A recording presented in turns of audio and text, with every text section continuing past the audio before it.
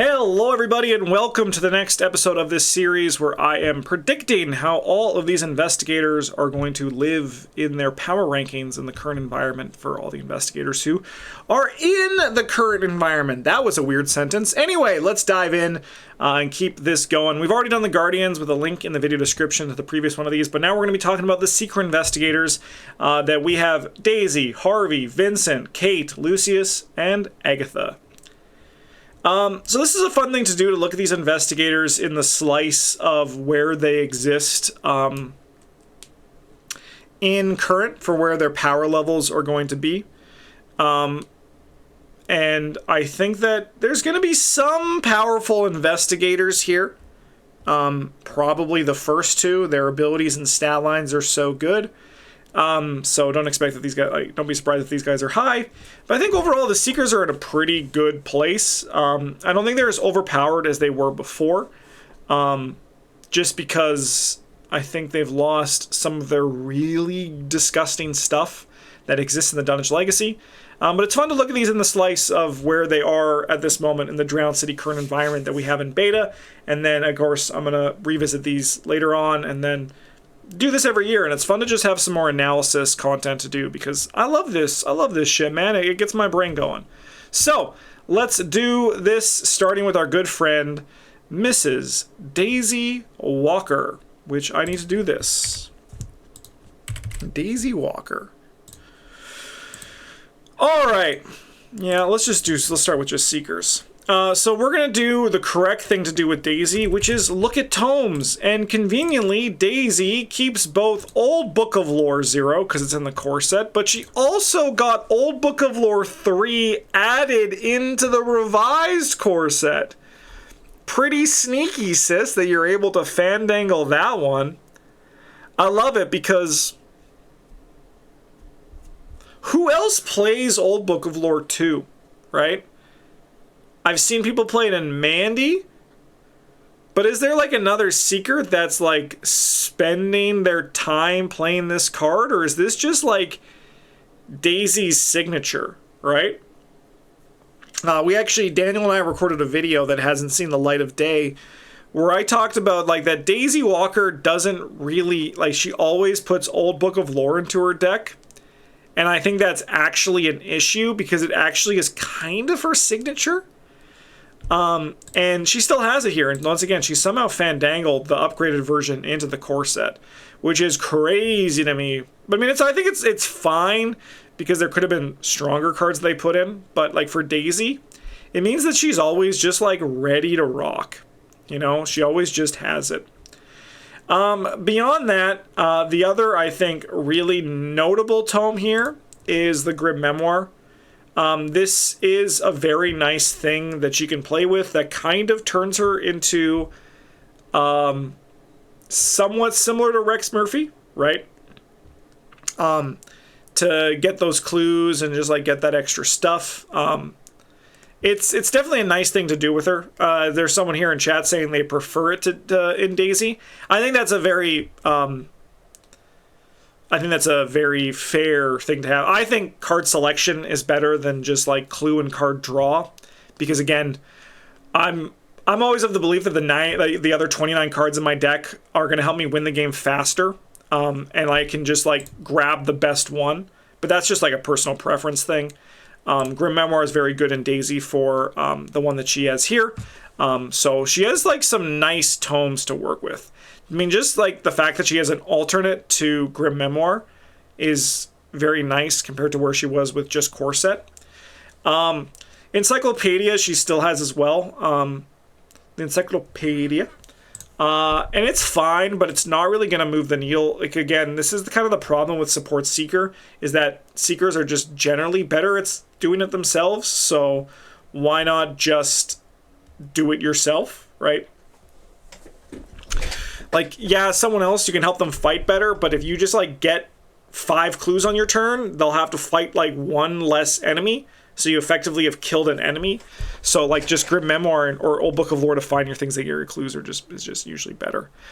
I do like that Old Book of Lore you can also use on other people. So like that does help more in the current environment. But I think she's sitting very nice for her tomes here. There are some other stuff like the Forbidden Tomes and Grey's Anatomy that you can do on the high end. But I think overall we're looking at Grim Memoir while it's still here in Old Book of Lore. I think once Grim Memoir rotates out, I don't think necessarily Daisy is going to get worse because like Roland, she's just very good. Unlike Roland, she's very good in a way that like wins the game easily. And also unlike Roland, she actually has right now in current some very, well I guess Roland does have steady-handed. Daisy has some nice ways to mitigate damage in her kit. Okay. I don't think there's any other hand slot items that she's going to be really going for. Like, people don't even really play Magnifying Glass in Daisy anymore. Grim Memoir is just better, right? Grim Memoir also has some synergy with the new Enraptured, which is pretty sweet. I'm seeing Daniel do something similar on his channel with me, so you should keep your eyes on that. Go subscribe to Quick Learner if you haven't. And, like, that's pretty good. And you also can use that with, like, obviously Old Book of Lore as well. But I really like it with Grim Memoir, so there's some cool stuff there. She can play Chemistry Set and Antikythera, which is just like, yes, please. I'll gladly play Chemistry Set and Daisy. So there's some nice stuff in her accessory slot, too. She still has Dr. Milan. She still has Widden Green as well. Like, Widden Stain here is really nice for Daisy. You can see that, like, by them deciding to keep the Investigator starter decks in play, like, in the current environment, you can kind of see that this is the stuff they're signposting here to be like, this is the relevant stuff. This is, like, what we are looking at continuing to do with these Investigators. So, like, that's pretty sweet. I still think Milan will beat Gabriel Carrillo. I think Gabriel Carrillo is a very good investigator, sorry, a very good ally, but I think he is unfortunately beat by Dr. Milan just because he has one experience like less for Dr. Milan. And I think also when we lost Innsmouth in current, we've lost a lot of that curse. Like, I think just losing Blasphemous Covenant or even False Covenant is going to really hurt the Curse decks.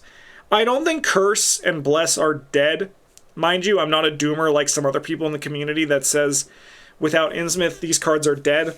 I think the idea of Curse and Bless are changing without Innsmouth, but I still think there's something there that can make it work, you know? I just think the identity of those decks are going to change. She also still has access to Research Librarian, and also, man, they put Laboratory Assistant in the Harvey Walters deck, huh? Wow. Okay. All right.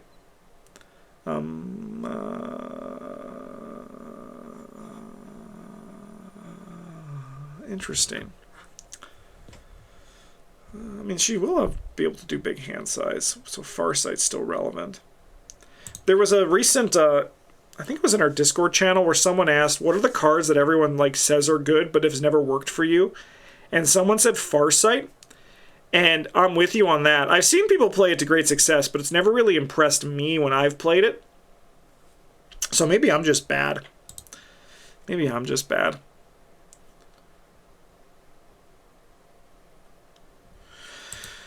Guys, this card's going to be nuts in Harvey once we get to him.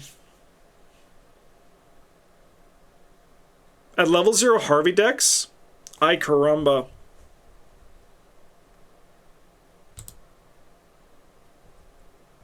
How's it going, Time Roller? Empirical Hypothesis, Artistic Inspiration, the Myconids.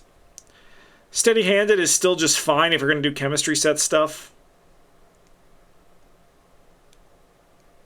Yeah? Good stuff in the no slots. I don't think the Myconids are... I mean, I think the Myconids are a little bit tuned, but I don't think they're, like, as problematic as other people make them out to be. How's it going, Time Roller? Thank you so much for 70 months of the Golden Table. Very kind of you to do that. Hope you enjoy another month here. On the events side, So this is the Bizarre Diagnosis. If you're worried about your damage, you can get this for at least one more cycle. This is on Scarlet Key, so it's going to be rotating out. I think Daisy, like, I think no matter what, she's going to be powerful. Like, I can't see Daisy ever being below A tier on my ranking for these, right? I just don't think it's possible, just because she has 5 book, right? But I think what's going to change between S and A is just, like, seeing how, like, if she gets, like, replacements for Bizarre Diagnosis or Grim Memoir, right? Because I think she's very good without those cards, but I think she's, like, exceptionally good with those cards. Yeah, Correlate Alts Contest, Stu said this earlier, is one of the ways to give, like, an old book of lore or a Grim Memoir filled, so that's really nice that there's these. Control Variable as well for the curse stuff, like, if you are going curses, which you might. I don't know. I need to explore the curse stuff. Maybe I can do a video about, let me just, bless curse in current. Man. See, that's what's so fun about having, like, formats. So, like, now I can make a video that, like, I can try to delve into bless and curse in current, as opposed to just, like, not talking about it because I've already talked about it in an environment that it's like we have already kind of solved it, right? That's just so much more interesting. So much more fun to talk about. Yeah, I'm at the area, mind over matter, called invocation, thorough inquiry, transmogrify, deduction, upgraded perception. Yeah, there's good stuff here. Daisy's going to be great. I think I'm going to follow my gut. We're going to look at the mystic stuff too, to, like, finalize this. But I think my point is that with Grim Memoir and, like, the Bizarre Diagnosis or First Aid Kit, I think that she is S tier, but I think she's below Nat Cho.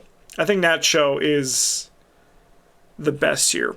I think that Daisy, like I said, she might drop down to A tier after after some stuff rotates out, depending on what she gets in here. But she is she's got 5 books, right? And she's got some great books to play with. She's always going to be very good. But I want to look at these mystics that maybe will sway me one way or another. Yeah, she can still do Rod.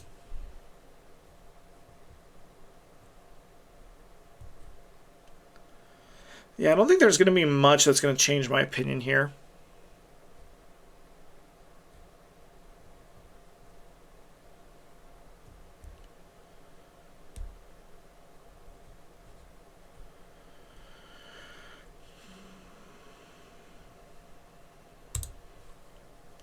Astral Mirror, super relevant.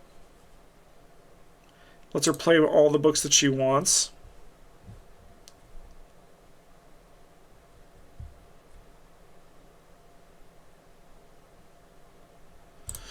Yeah, you know what? I think Daisy could do a curse deck. I think she's going to have to just, like, fight her way through the curses, but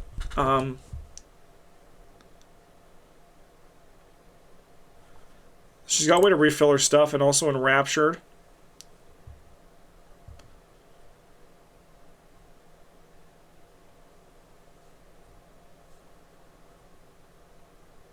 She's got to read the signs. I mean, Water Protection is always good. Voice of Ra is a good economy card, too. She does have Burning the Midnight Oil, but Voice of Ra is also really nice.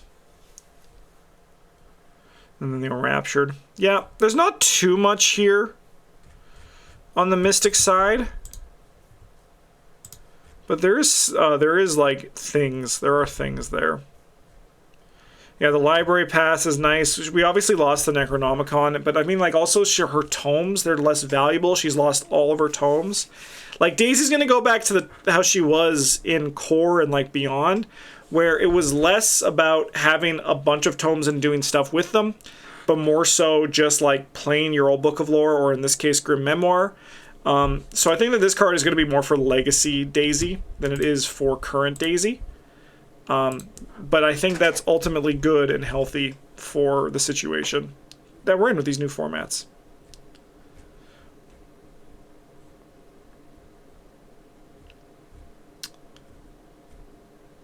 She doesn't really get a lot of Let's just get this shitty-ass card. Okay.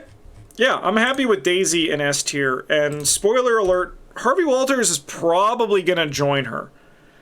I need to look at Harvey's stuff. Harvey is going to drop pretty... I think he's going to drop a tier. Maybe even 2 once Scarlet Keys rotates out. Alright, what I would like to do with Harvey is I want to look for draw. I want to start here. Grim Memoir. Antikythera. Chemistry set. I'd play that. Gabriel. Laboratory Assistant. Uncanny Specimen, as mentioned. These are good for level 0. You'll probably leave them, like, cut them out of your deck, but... These basically just say fast draw 2 cards. Empirical Hypothesis. Cosmic Revelation, Cryptic Research, Cryptic Writings. I mean, this doesn't draw cards, but it's the payoff to all this. Thorough Inquiry. E-Cash 2! And then Perception and Perception 2. Oh boy. Alright. But I think the thing that's most important that Harvey has right now is... I mean, like, I guess in theory he also always has Bulletproof Vest. So... there was someone in one of our videos, and I'm sorry to put you on blast here, brother, but there was a video where they said, because I always say that Harvey Walters with Bizarre Diagnosis. So for people who don't know, let me just get that card on screen so you don't have to, like... This one. So it's the Scarlet Keys one where you can 0 cost, put a clue on your location, heal 3 damage, heal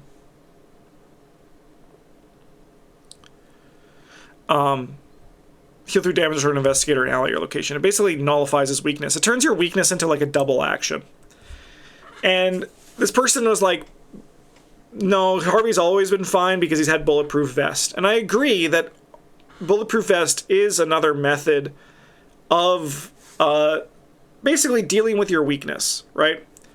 But let's be real here for a second and respect the fact that 3 experience is a lot more than 0 experience. And I think that it's going to be... You have to spend that experience to put Bulletproof Vest in your deck, which means that you are not spending that experience to put other stuff into your deck to make your deck, like, win more as opposed to lose less.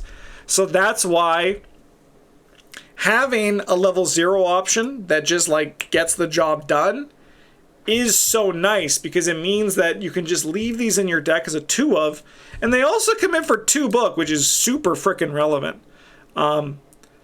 I just thought that person was... I think that, yes, Bulletproof Vest is a fine option, but I think it's, like, 2 steps below what I'm looking to get for my Stay Alive as Harvey.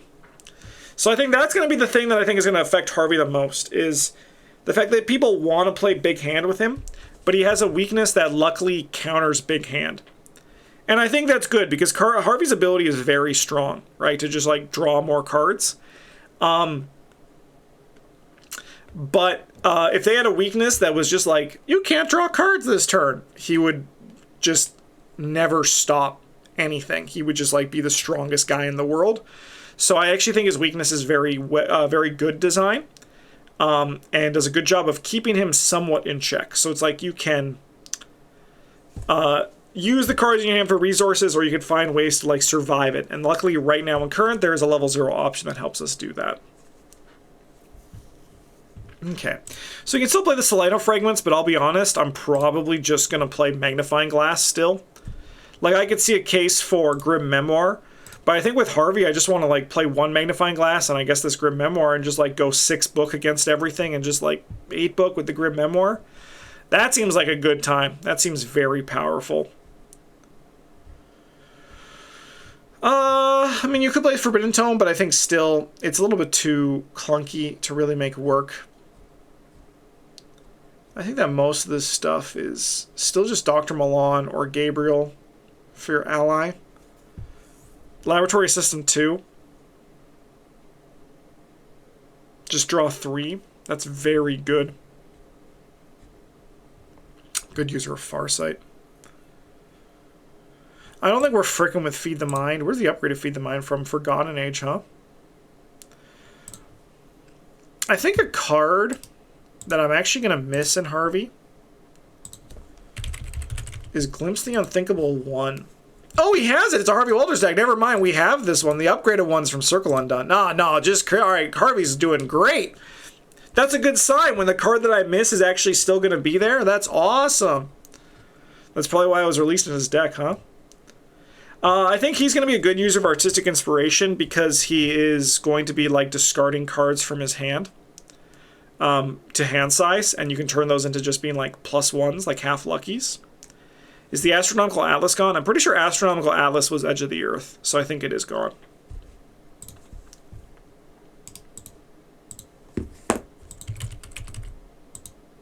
Yeah, that's Edge of the Earth. So that one's in the pits.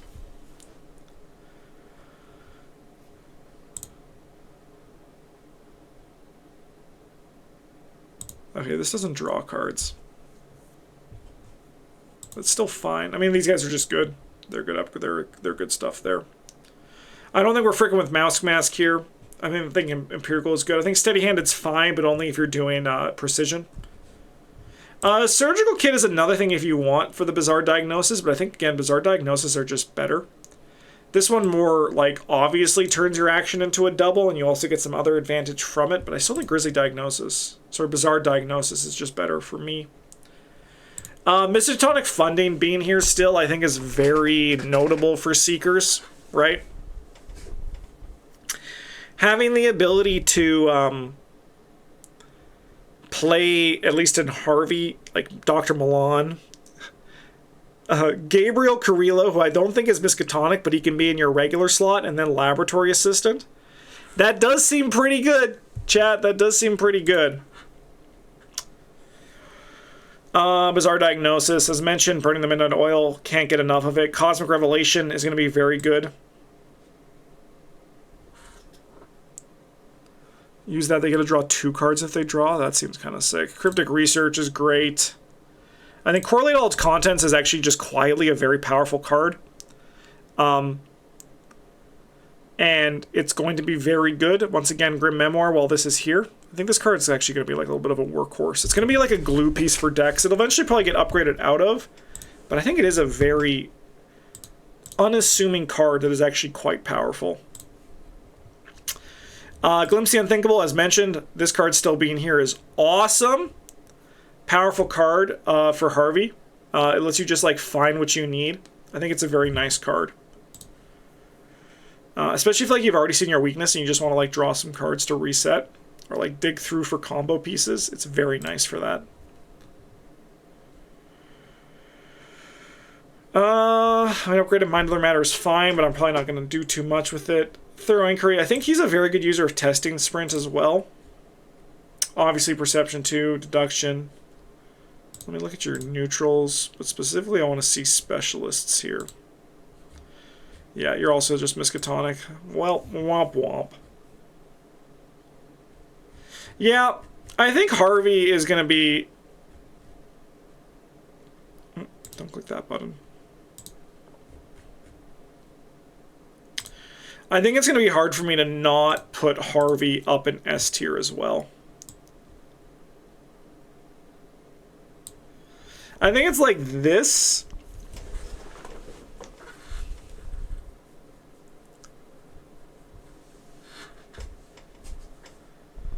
Maybe like this. Maybe like this. I think it's a little bit of a Seeker sandwich right now. I think this is what our S tier is currently looking like. I wonder who our other S's are if I had to look at this right now. It's probably you.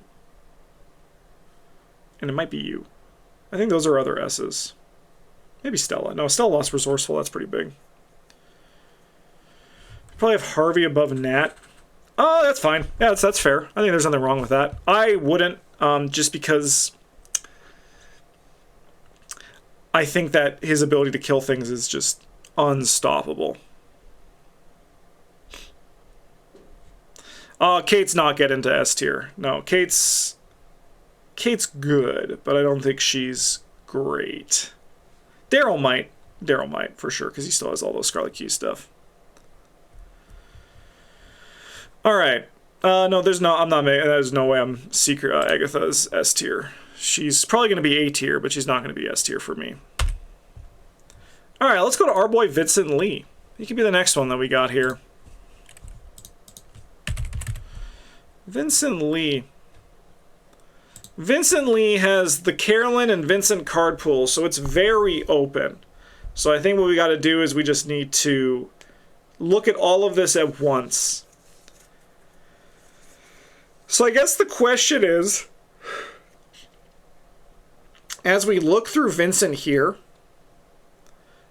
we need to determine what do we have to heal with? What is the payoff to our healing? And what is the payoff to our skill or on the mends, if there is any at all? Because I feel like the perfect storm of Vincent is he's advancing the game while healing himself or others, while also taking advantage of his on the mend in ways that go beyond just unexpected courage.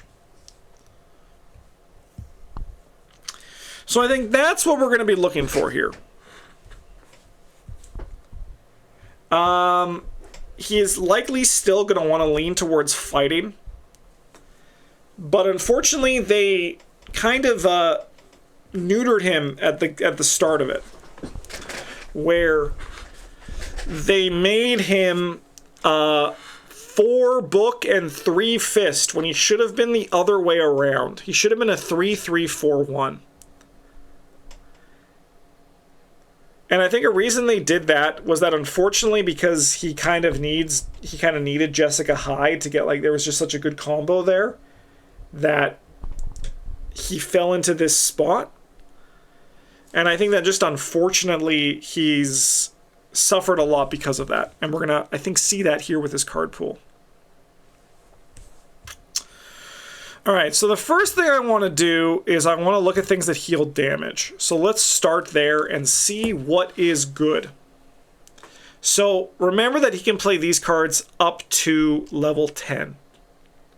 Or level 5. For 10 for Runic. Sorry, I spoiled the next box. We're getting up to 10 experience cards. But no, he can play up to level 5 and level 10 for the Runic Axe. Alright, so, good, consistent healing for other people. Hallowed Chalice actually is alright healing at higher player counts. Alchemical Distillation is fine.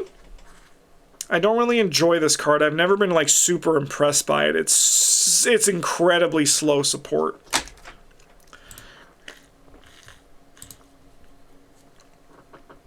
Runic Axe is very good. Runic Axe is really nice for him. He can fight with it pretty well. You can only go to 6 when it's pumped up, but maybe there's some things. The only thing is you need to remember that you have to take Glory with this.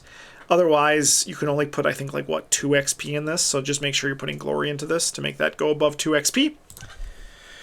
Gurish Kadakia, yeah, that's going to be nice, and this is in his cycle, so he'll be able to play it. First aid, surgical kit, that's how you deal with his weakness. Sound support doesn't actually work for him. Bizarre Diagnosis, Second Wind 2 from Hemlock. Inspiring Presence. Okay, I'm going to just say it right now. His healing doesn't look great. Yeah, there is Fickle Fortune as well. Especially when you combine it with Soul Sanctification or whatever that card is called. So his healing doesn't look great.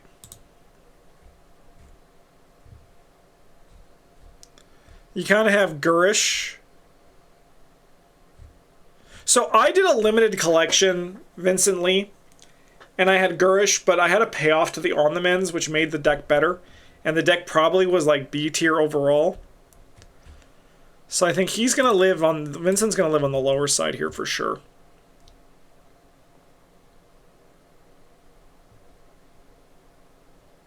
He does look like he has one leg out the door. That's a very good way of putting that in there. Because he doesn't have an ally that gives him a fist boost anymore. So, like, what are you doing with him? Fighting small guys? He also doesn't have access to toe-to-toe anymore. Man, Vincent is hurting. He is feeling it. No, he has B-Cop 0. That's not good. That's not good enough. He gets Greta 0. That's not good enough. I guess it is just Gurish that he's going for, huh?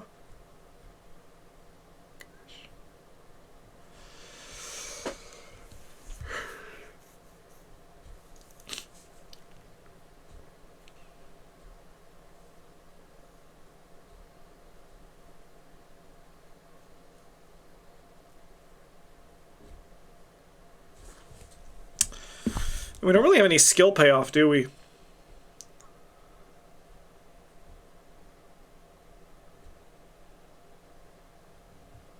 Yeah, I don't think he has enough healing to make Soul Sanctification work. Soul Sanctification is such a legacy card, even at design. It was like looking at the entire pool.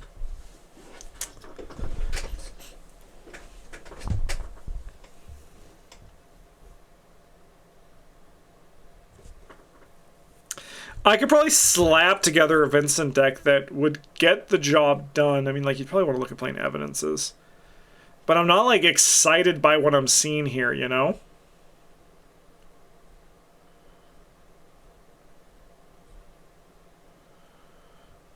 Man, we love Stand Together. I mean, a second win, too, is pretty alright. And, like, he doesn't have good ways. Like, isn't it also the case that his weapon is... Sorry, I should get through this, but I don't want to look at his weapon. He has a lot of skills, but he doesn't really have, like, a skill payoff.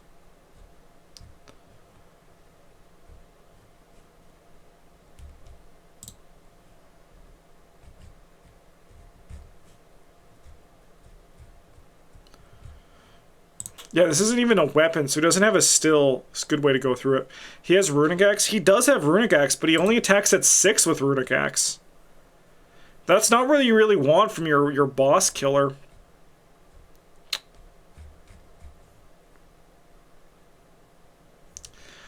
Yeah, Vincent doesn't look great. Vincent looks like he's hurting a little bit. I think I'm going to put...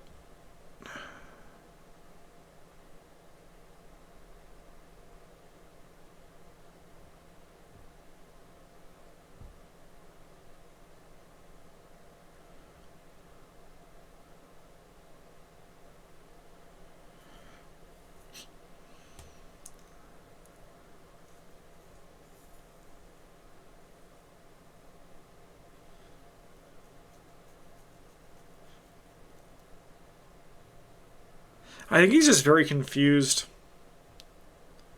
Torn between these two. Like, I don't think he's bad. Like, I don't think there's any bad investigators still with Arkham. Like, I think there's some that are going to, like, struggle more. I think it's got to be D, right? I think it's just going to be tough for him. Like, I don't think that means unplayable. I don't think there is anyone here who is unplayable. Even Alessandra. I've heard a lot of people say that she's going to be unplayable, but she's still got fucking lockpicks, brother. So, like, I think that it's going to be tough for him, though. I think it's going to be something where you're going to have to, like, put together a deck that doesn't really feel like a Vincent deck anymore. I think Vincent is kind of existing more in the legacy space than current. What, the statement of where he looks like he has one leg out the door, I think is a very good, accurate description of him.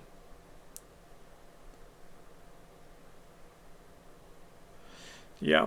And it's the same thing, yeah, with Runic Axe. Like, it's... If I had to choose in my group for someone to run Runic Axe, I would take, like... I'd take Roland over Vincent. Yeah, that's rough. Because I like Vincent. I think he's very fun, but I do think that he is looking... That was like the card pool that I think was the worst that we've seen easily. Like, it has like a lot of pieces, but it doesn't have like a lot of cohesion, right? And he's missing a lot of the payoffs that people accept are really important to Vincent. Jessica Hyde, bandages is another example, right? He's just lost a lot of very clutch pieces. But no of note is that if this was like an Edge of the Earth current, and it was Edge of the Earth, Innsmouth, and sorry, if this was like Scarlet Keys current, Scarlet Keys, Edge of the Earth, and Innsmouth, he'd be doing great. He'd be doing totally good. Next up, we got Kate Winthrop, everybody's favorite 05 Seeker, 02 Rogue. Wait a minute. All right, Kate has shit strange deck building, right? Let's remind ourselves of it. Seeker 0 to 5, Science 0 to 4, Insight 0 to 1, Neutral 0 to 5. So I think what I want to do is I think I actually want to start by looking at Science and Insight. We'll start with Insight. Let's do that one because that's going to be the weird one. And I want to look at specifically not Seeker.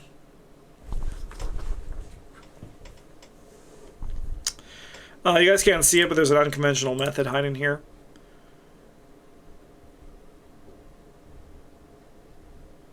I mean, I'll take out of Crossroads.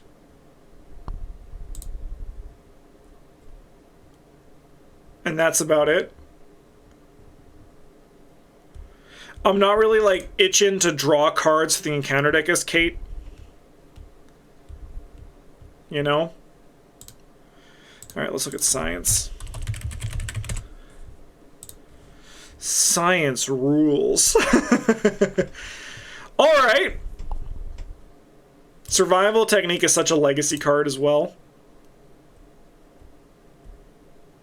So this is where I'm hoping that once we see formats and they start designing for Current, these cards that are build-arounds have a bit more support around them when they come out. Only Great Work for Science? Yeah. And I actually honestly wouldn't even run Great Work most of the time. I feel like they designed the first ever XP card that I think actually has reasons not to play it.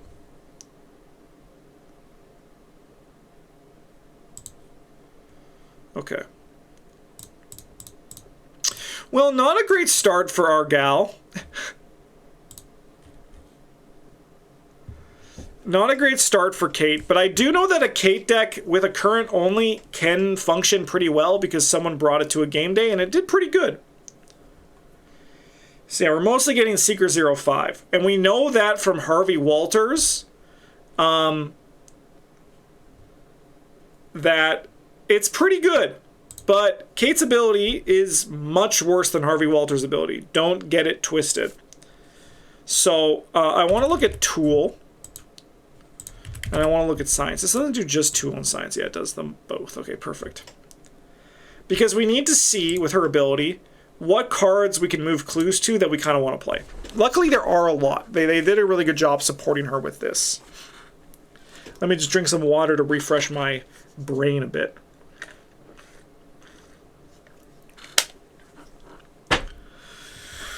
All right. What am I playing here? Magnifying glasses, 100%. I could frick with the chance that someone would play a forensic kit. I probably wouldn't. Great Work is the only XP card left, right? I believe so. I believe so. Microscope, also, I could see someone fricking with it, but I probably wouldn't. You guys know I frick with these two cards, though. You know that these cards, they give me life. Laboratory Assistant's really good. I probably want to play Dr. Charles West third for a third time. I've played him twice. Actually, I've played him 3 times. I want to play him for a 4th time. I'm probably going to play Dr. Charles West the third for a 4th time, aren't I? I think Uncanny Specimen are fine, but probably... I mean, maybe in like a level 0 Current thing, right? I also would get Relic Hunter to play both of these. It's very good. It feels very fun. But these might work at level 0 just to have some consistency with them, right? Lab Coat, maybe. Empirical Hypothesis, we like. The Myconids, she can do some cool stuff with. So I think that could be pretty neat. Steady-Handed, she loves. And I don't think she's playing with Search. Okay, good. So she has some good options here. I think some less than what she has right now. Just I think in like some maybe in the tool perspective, and maybe I'm just crazy, but there are options. There are options there that enable to trigger her ability. But the downside is that her ability is just kind of +2, right? I think that if we, I mean, Kate is kind of, they've even said that she seems a little bit like over-designed. I think that the concept is really cool, but I would love it if her ability was like, it had a little bit of precision built in, right? Where it was like, I don't know. I think she's fine, but she's a little bit like dull, you know? And I'm not going to knock that for power because we're not talking about excitement here. We're talking about specifically power.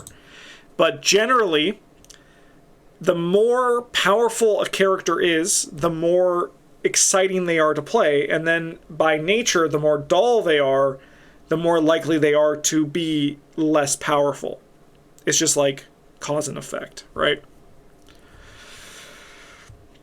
All right, let's look at these cards. You can play Grim Memoir is good enough that any any secret investigator is going to be like looking to play this card. So I think that's pretty all right here. I think that's going to like work. You're probably playing Dr. Milan, Laboratory Assistant, and then we're going to go for the Miskatonic Funding.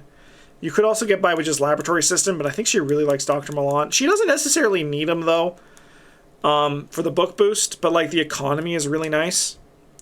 She has some good economy options, especially because Harvey Walters set is staying in. I mean, she has Burning the Midnight Oil. What more do you want, right? That's a killer economy card. It's an insane economy card.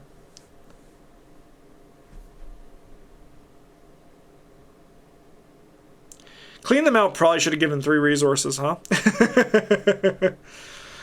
Alright.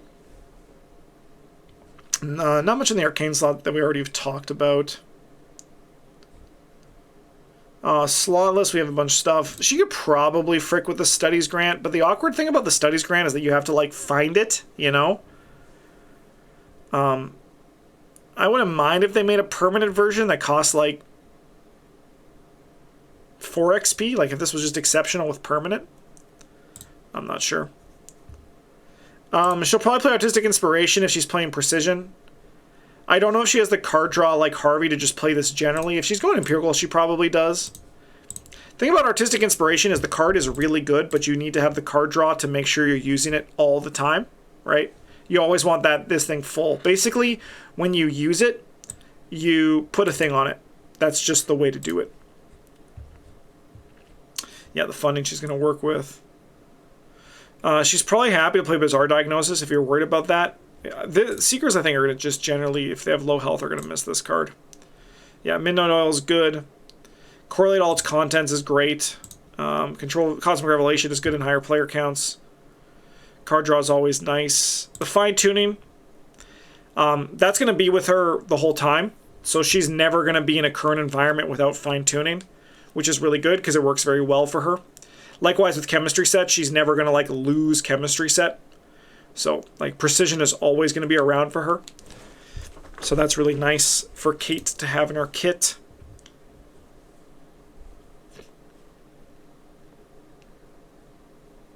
Yeah, good card draw. Transmogrify is very nice in Kate. She actually can like do the second half of the card. Like Transmogrify is a bit strange where if you don't have high foot, you're basically using this as enemy removal. If you do have high foot, you're using this as enemy. You get like the other part of the card where it's also clue gain. I think that's nice for her. And then the skills perception is just like awesome to have around. But I think overall she is basically just like a much worse Harvey. But I think she's B tier. I think she's probably, I think I'm going to put it like that. I think B tier with Roland seems very good for Kate. She'll do good, but she's going to have some struggles, right? And I think the struggles mostly just come is that her top end is a little bit lower. And she actually has a very relevant weakness that doesn't really have a lot of counterplay. And I think I like her weakness quite a bit. I think they should do more weaknesses that are just basically treacheries that have tests that you need to take. I think that shit kind of cooks. I should tell that to Beard. Because in our first expansions, is that it was all assets. We should do the next one. The next one is all revelation effects. I think that could be really cool. Like you have to do a test. Would have probably put her in A, but can understand B as well. And I could also totally understand A. I think that she's still a Seeker, right? So she still has like Seeker core, which is very, very powerful. I think the Seeker pool, I mean, with Harvey is really nice, but I think it's like less strong than it was. The fucking Circle Undone to Dream Eater, sorry, the Circle Undone to... There was a run we did in our history of that Travis made a note where like this is probably the greatest run of cards Arkham has ever received, all for Seeker. Maybe it was like Forgotten Age to Dream Eaters, but it was a crazy time to get cards for a class. That's like where like the real powerful notion of Seeker really took off. All right, next up we got our actual Seeker 05 Rogue 02 in the form of Lucius Galloway. And Lucius Galloway is pretty good. His ability is super relevant. He can go off all of his own. I like a Seeker that you don't need to worry about. It allows all parties to flex very nicely, right? And I think that he actually has some interesting builds, but I don't know how they're going to go in Current. So I'm excited to actually check this out here. I'm excited to see how Lucius, how I feel he's going to play. Because I think, I mean, honestly, let's be real. I think that the majority of the investigators, if not all the investigators, have in Drowned City are cracked. They're all very good. This guy would be top tier even if his card was blank. His card pool is insane. His card pool is good, but it's not insane. And insane card pool is the inverse of this, I think. I think that Seeker 0305 is not like amazing. I think Seeker is very good in Seeker 02, but I think his high end is, I think he would much rather like have Trish's pool. Trish's pool is insane, I would say. I think it's a very good pool. I think that there's a lot of what is it called? When there's like I don't want to say hive mind, but there is a hive mind, but there's like a blank speak where it's like there's a lot of lasting impact of the Seeker card pool from that time that we talked about, that I just talked about, where like they got so many insane cards, but they haven't really been hitting those highs that they did back then. I think that the designers have done a lot better job of making Seeker feel more in line with everybody else. But there's a lot of lasting impact. Because I agree with you, Corin, that it's not great in Current. I'm with you on that. So that's why I'm curious to check this out to see how it feels. Because my only time I built Lucius so far is been in Legacy, where I think he's missing Pickpocketing too, which is, I think, one of the craziest cards ever made. That card's insane. Anyways, for weapons, he does have the British Bulldog, which I think is nice for him to have. But his hand slots are probably filled with traditional Seeker stuff, which is, you guessed it, Magnifying Glass. I do love your username, though, Megaton Samurai. That's a great username. All right, looking at this, once again, Grim Memoir. He could play lockpicks. He could play, but the thing is, he can kind of lean on. He can kind of lean on everything, like. He can lean on the Seeker thing to not need that like slow rogue drip clue when they have to find clues other ways. He can just like do it the Seeker way with like using Magnifying Glass and just making his number 6, right?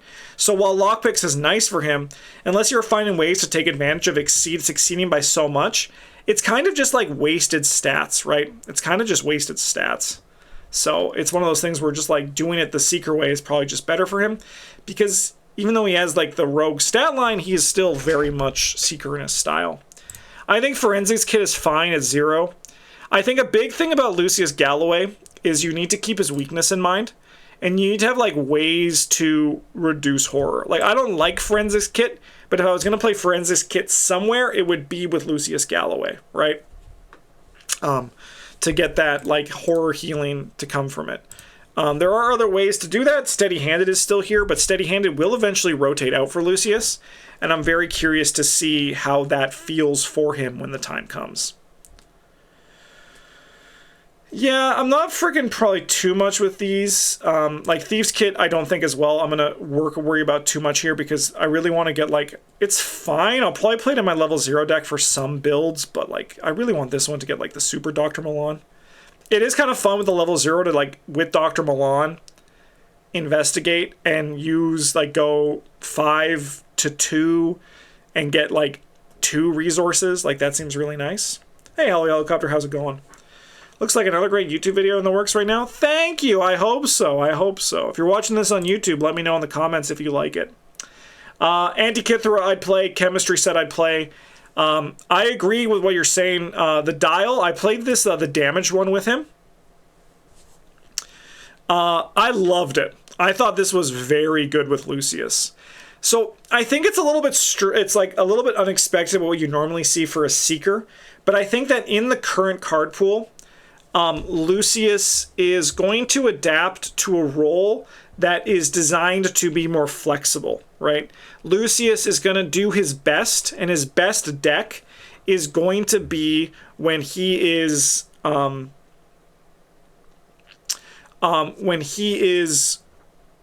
his own, solving problems, while the other guys are on their own,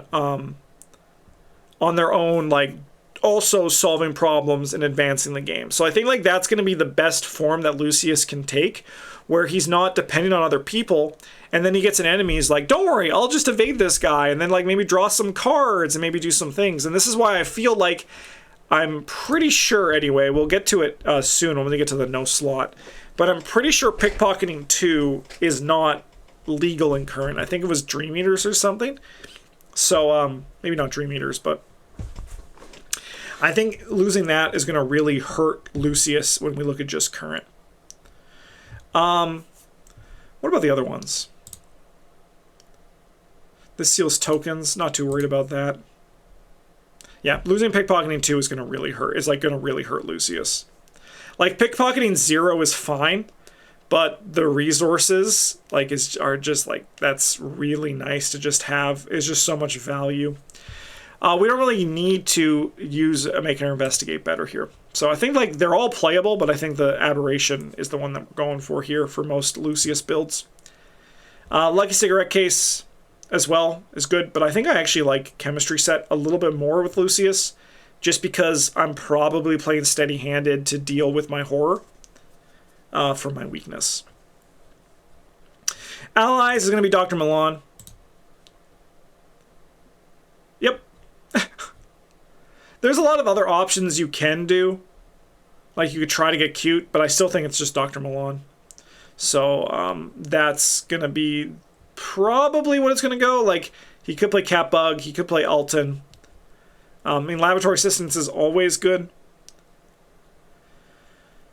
Yeah, Gabriel again, but you kind of need to go into the curse. Like, I don't know what Rogue has for curse payoff. Maybe we see something in this pool that changes it and makes it so that Gabriel is a little bit more relevant. But I think realistically, it's still just Big Daddy Dr. Milan.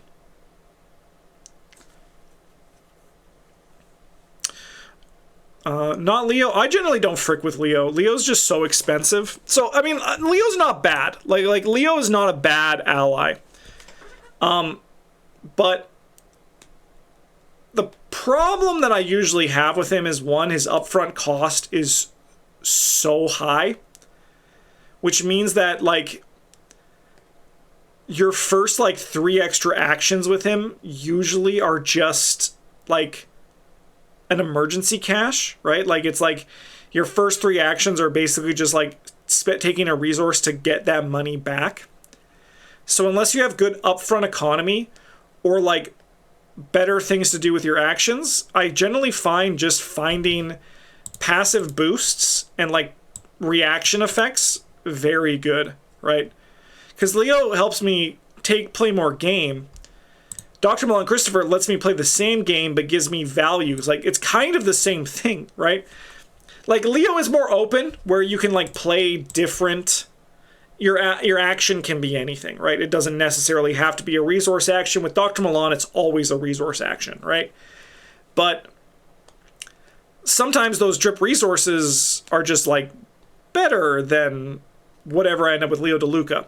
With that said, Leo DeLuca allows you to just be a little bit looser with your tempo. So if you're not playing Leo, you just have to make sure you're finding tempo in better places, right? And that's what the game is all really about. It's about finding tempo, positive tempo, and everyone has different forms of finding positive tempo. It was like me chatting with chat in the last one about Safeguard. I don't play Safeguard that much. I don't think it's bad. I don't think it's good. I don't think it's bad. But for me, like, I don't think it's like a good card. I think it's like, it gets the job done when I play it. I see other people play it to good success, but it's not my style. But I find my tempo in other ways. And that's kind of what the game is all about. How do you find tempo, and how do you take advantage of the tempo that you do find, right? So some people like the Leo tempo. I'm not a big fan of it personally. I think just Dr. Milan is just like better tempo overall, because he also just like helps you win more. Find more actions in a single turn to be very powerful. The more actions you can do at once, the more fires you're capable of putting out. My response to that is, how do you find a way to put out multiple fires with less actions? How am I able to solve more, or even like set up things that make less fires down the road? And that's what I look for when I play. So I like things where I don't need to spend time doing things that other people do, and I just win the game quicker, right? So that's my approach to that kind of stuff. And Leo, to me, he can help you win the game quicker. I play him in Keimani a lot. I think that Leo is very good for Keimani, who we're going to be talking about in the Rogue One in the future. But like, it doesn't really move mountains for me for Lucius. But I think like Keimani likes that extra action, because Keimani generally needs more actions because of their ability is very action intensive, right? And I think that's kind of like what Arkham is. Unless a card is so brain dead playable, like Magnifying Glass, there really is a lot of different reasons why you would play it. But even Magnifying Glass, which is brain dead playable, I talked about how in Daisy I'm not really interested in playing it because my hand slots are better used by by tome assets, right? And I think that's what it really comes down to, is that I think every investigator, even in Current, looks at cards differently. All right, let's keep this going and see what else this motherfricker has here. Probably not fricking with any of these.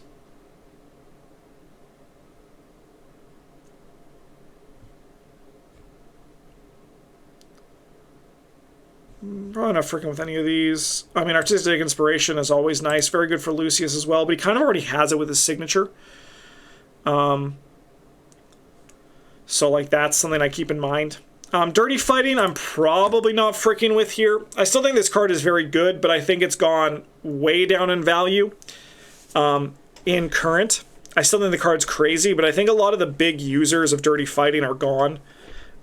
We still have some people who will want to use it, but I think right now in Current, it's less impactful than it was in Legacy. Which, again, I think is normal and totally fine and totally good, too, but...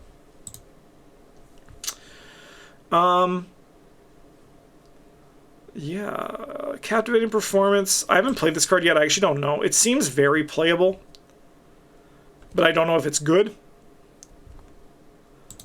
I'm down to try it sometime, though, but I don't think I want to put a pin in this one and say this is here. Yeah, here's that Book of Verses card's crazy. I can't believe they made it take up no slot. It's a weird kind of like signature privilege lately. And I know people want to say Seeker Privilege, but I think that even if he was a rogue, this would be slotless. I don't bite from the Seeker Privilege apple. That snake can't convince me. It was Path to Carcosa. Yeah, it was the one with the face. I had the cat face and the mask mixed up there. Yeah, this card's still good, but like this card's insane.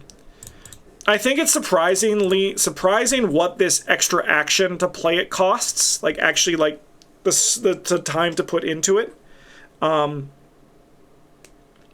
Means that like I generally only like this one. So like that's gonna be a big loss for Lucius here.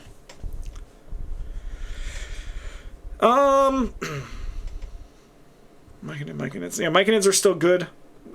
Steady-handed's really nice for Lucius's weakness with the horror. I think String Along is still good, but I'm actually not fricking around with it as much as I was when I first was talking about this card. I still think it's fine. But I still think, like Pickpocketing Zero, it has a very similar issue. Where the thing, like, everyone, I think, myself included, saw String Along and were thinking of Pickpocketing 2. But I think the reality is that it's not Pickpocketing 2. It's Pickpocketing 0. The stat boost is nice, but I don't know. I don't think Lucius really cares too much about it. Like, he wants to evade an enemy, grab a clue, and then leave that location. Like, he wants to evade the enemy, get the clue, use his investigate to grab another clue, leave, and then be like, okay, I did some of the Dial of the Ancients, why don't you finish that guy off? I still think this card is crazy they got tabooed.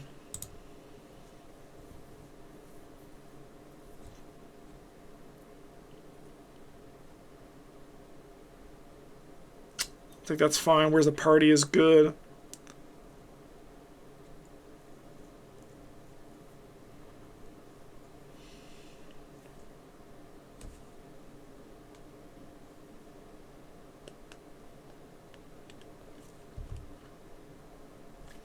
You can keep low evades around to keep evading with, multi-evades. It wants to do more dial. I mean, yeah, that sounds good in that deck, but I'm talking like universally, right?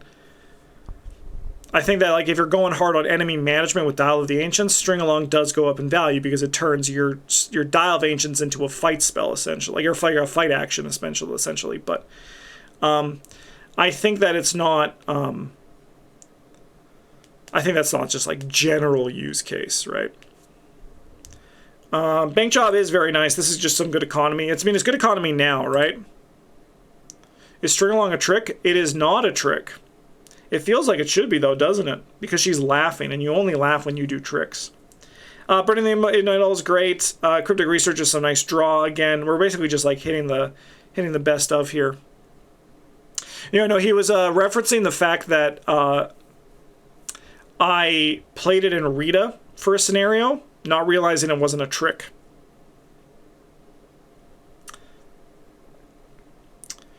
Yeah, e-caches will take. Fine-tuning is nice for, like, if you want to get, like, succeed by, you didn't know that? Oh, that's funny. That is what happened. I played it as one scenario as Rita, and then I realized at the end, I'm like, wait a minute, this shit's a talent. It should be a trick. Fine-tuning works really nice here. If you're going to do lockpick stuff, but I think beyond that, you're not really going to frick with it too much. Maybe some sort of weird precision deck with chemistry set, but even then, I don't think Lucius... I mean, he's a good user of precision, but I think that, like... And maybe if he wants the Antikythera. Maybe I'm speaking out of my ass there. I actually haven't played him with precision. I've played a lot of investigators with precision, but I haven't played him yet. But maybe I will. Maybe I will. I think Kicking the Hornet's Nest also isn't bad economy for him because he's built to actually, like, evade guys, right? So, it's not terrible for him. Get a clue out of it as well.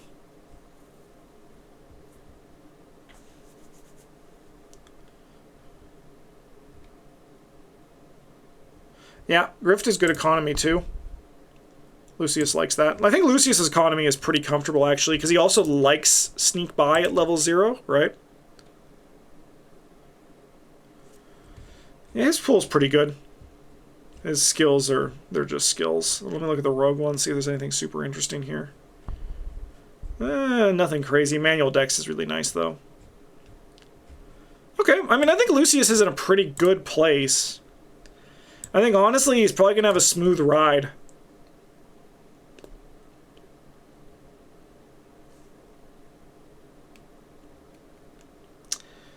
Yeah, I think he's going to do good. I don't think he's going to have many struggles. Like, he has his weakness, but I think he counteracts that pretty good with Steady-Handed and also Milan and Laboratory Assistant. And when you get the level 0 Forensics Kit, if you do decide to go that way. So, yeah. Okay. Yeah, he looks to be in a pretty good space. Oh, what were his specialist cards? I want to see that quickly. Okay.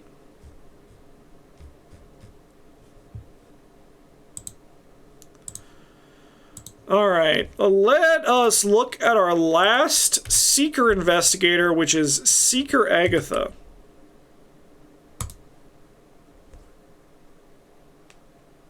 What do you think of the specialist pay resource for wild skill icons now? A lot of big commit skills aren't in current. I think it's fine. I think the problem is, though, is that economy has gotten a little bit softer, right? And I think that's makes it a little bit harder to do that when you want to pay for those other things. I think if they get like a good economy card in the next cycle, it'll probably be a little bit nicer, but I still think just like pressing on is pretty alright. Just like tanking it and winning the game. I think like Steady-Handed is just a very good like way to win the game and also like not die, right? So, alright, Agatha.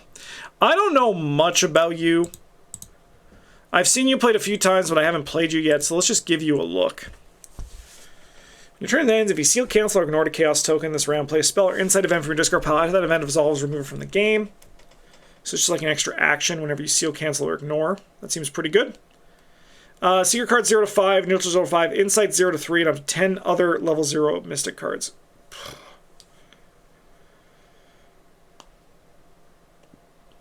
I feel like designers got a little bit crazy with some of these deck building decisions.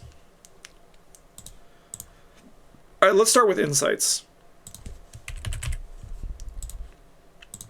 And I want to see not Seeker. Or, I can see Mystic.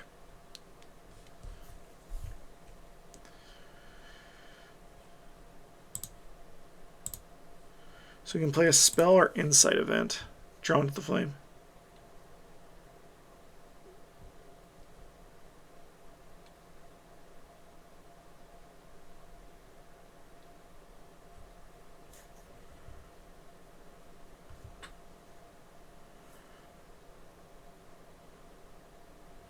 Hand-eye coordination. Unconventional method. Unconventional method ain't bad. Mostly you. It's mostly you. Alright, but let's look at the Seeker ones. Burning the Midnight Oil, that's a great one to play multiple times. So we're basically looking for the insights that are the best that I want to play like twice, right? I want to have 4 copies of this. That's what we're looking for. So Burning the Midnight Oil, when this action begins, gain 2 resources, doing that twice. Correlate all its contents, I love to do that twice. Anything that says investigate, I kind of want to do twice, right? So we only get the level 0 Mystic card. So upgraded Agatha, sorry, Mystic Agatha can do read the signs, which is pretty cool.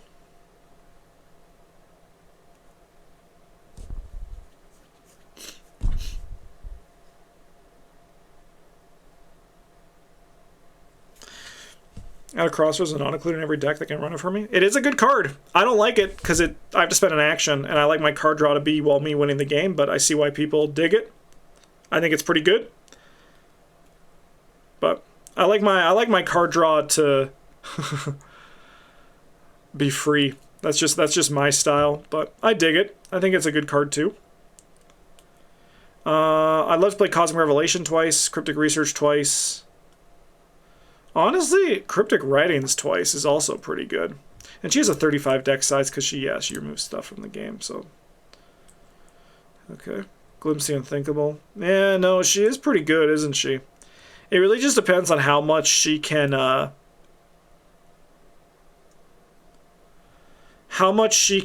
loop. She has a good stat line, too. Sorry, how much she can like actually loop every turn with sealing or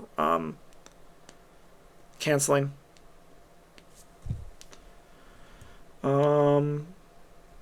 Yeah. There's some good insights there. I want to see her spells.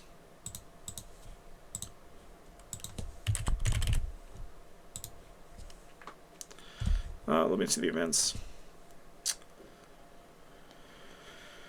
Voice of Ra.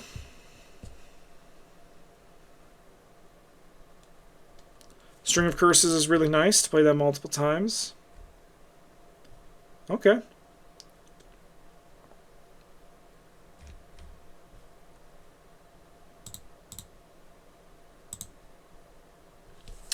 I mean, that's a good start.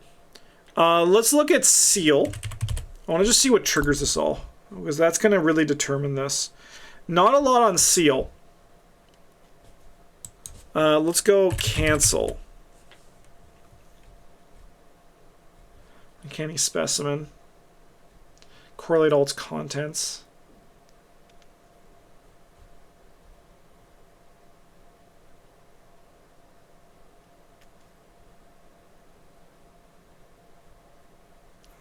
Analysis in a way. Yeah, Seal is her signature, which is a very crazy signature. Yeah, we just have to talk about that for a second. This card's nuts.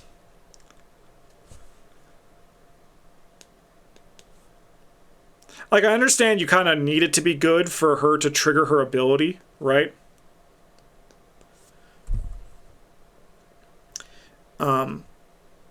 Which is wild. Ignore Katarina, the two of these. Those are really nice. Dark Prophecy we're not going to really do. Okay, I mean, she has options, but I don't think she has a way to... unless she gets her signature, she really doesn't have a way to do it, like, every turn, right? She seems very good, though. She seems very good. Let's check out her pool. Kind of just scroll through to see any notable things. Yeah, Olive does, but this one doesn't get Olive. This one doesn't get Olive. The other version does, but I think that... I have a feeling there's an interesting balance where... that should be enough. That is true. Eyes of the Dreamer does do it for 9 turns. Is there any balance where I think the other version is easier to trigger, but... yeah. Before the Chaos Tokens may spend up to 3 charges to reveal that many. Choose one of the reveal tokens. Yeah, so you're just using this to just trigger her ability when you want on command. Yeah, that does seem pretty good. And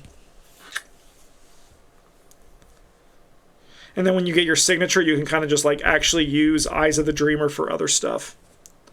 This version can still level 0 Olive, not in Current. Not in Current, she can't.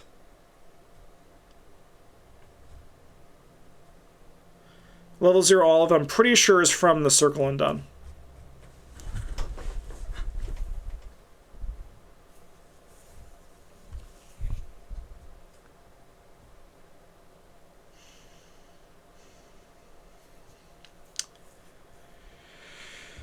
Okay, I mean, she played Grim Memoir again. We're hitting, like, the classics. I think she actually really wants Magnifying Glass because she only has 4 books, so there's that kind of, like, that balance towards it, right?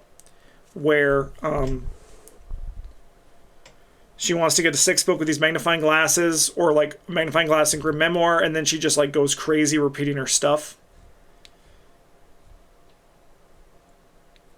Man, her stat line's crazy, isn't it?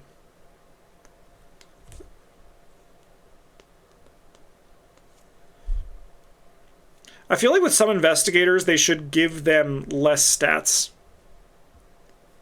Like, it's just, there's like, if they have like good recursion, the 3 foot's crazy. Her defensive stats are insane. I'd play Chemistry Set. I'd play Antikythera, of course.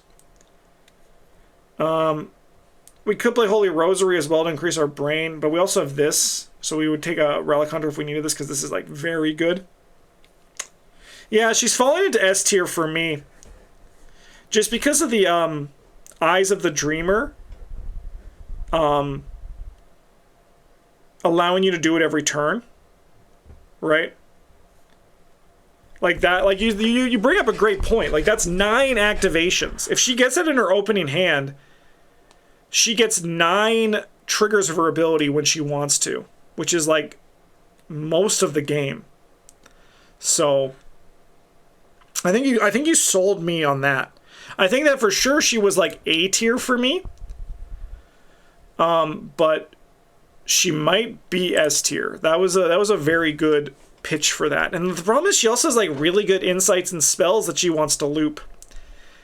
I think the only thing that's really stopping me from putting her in S tier is I feel like you have to invest.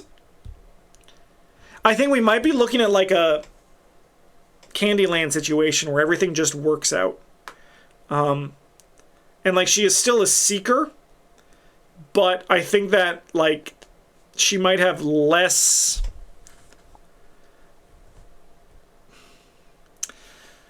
Like she still has the same card draw as Harvey Walters and Daisy, but they're just like more efficient with their card draw, right? But she's a very good investigator, so I'm just gonna. I'm not gonna settle on anything yet. I need to go through the rest of this. We're playing Dr. Milan or Katarina if we want an easy thing, but I still think Dr. Milan is just the way to go. The economy and the extra book is really good. Yeah, Eyes of the Dreamer for this arcane slot seems great.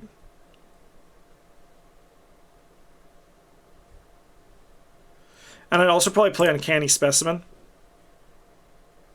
Because I think that like Eyes of the Dreamer is good to use it 9 times, but I think you kind of want to use it to get the clue tempo, so having some redundancy in other forms is good, at least at level 0.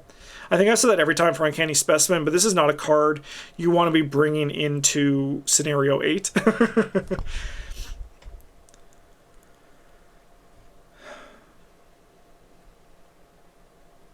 Yeah, there's stuff here, but I don't know, like they're good, but I don't know how much I'd frick with them here. I mean, I'd probably take Empirical Hypothesis for the card draw. And just like draw 2 cards.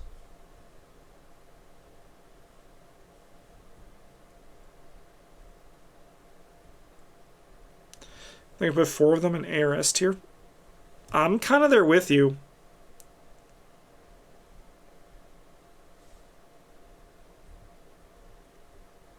I mean, we'll see when this is all said and done.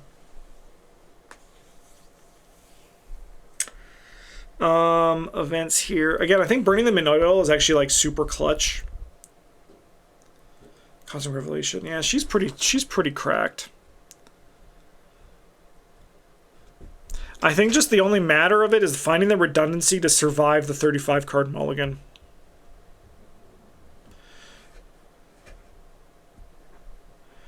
McGlenn is the only dud. He's fine, but he's really boring. He's very strong. He fights very well. He's a 5-fist rogue. That's very powerful.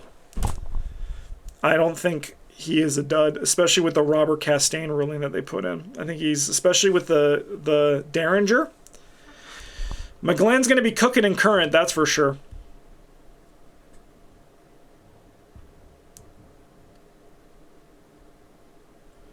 Yeah. I like the String of Curses twice.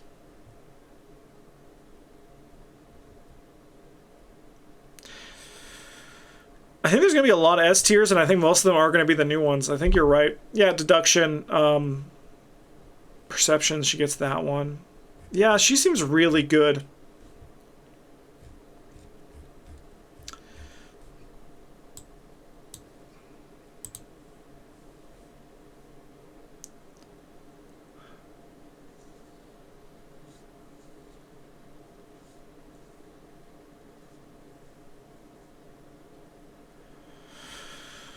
All right.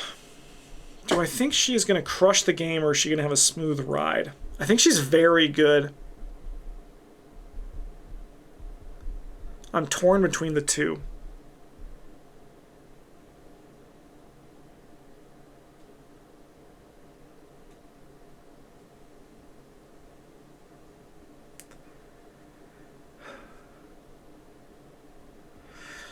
So I have like my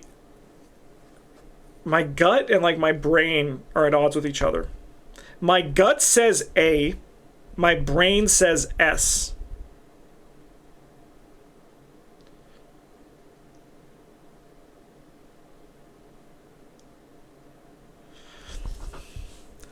I think I always usually go with my gut on this because, again, there's room for improvement, right?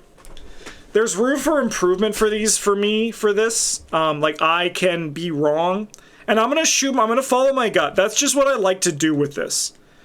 And my mind is telling me that she is S tier, but my gut is saying that I have to follow you because you're my gut and you lead me right. So I'm going to be putting her at the top of A for right now, but with a little asterisk that I could be wrong when I revisit this in a year, right? But my favorite thing to do is have the chance to revisit this and then look at myself and be like, I was wrong about that or I was right about that. So I'm going to follow my gut. I think she is like knocking on the door of S, top of A here. Just her ability to recur events is very powerful. And I think that she has like pretty easy time with it, right? And I have like, yeah, and I think the big thing is because I haven't played Agatha. I've seen her be played, I think, 3 times now. And she's always impressed me, but not to the scope that, like, for example, like Marion impressed me. So that's why that's why I'm following my gut here. But I'm going to play her, try her out, see how she feels in current, and then maybe she'll go up. I can't imagine her going down too much if she does go down, but she can definitely, I think, improve from there. But that's how we're looking at this. I think that this is a pretty good looking spread so far, but we still got a bunch of more investigators to add in and 3 more videos to do it in. So I hope you guys have been enjoying. Look forward to the Rogue One on the channel in the next few weeks. And if you're watching on Twitch, just keep your eyes on the Twitch channel. It'll be coming up pretty soon as well. In the meantime, everybody, thank you so much for watching. Thanks for joining me in chat as well, everybody. I appreciate having someone to bounce some thoughts off of while I'm doing this. Thanks for watching. Have a good one. And as always, the GGs.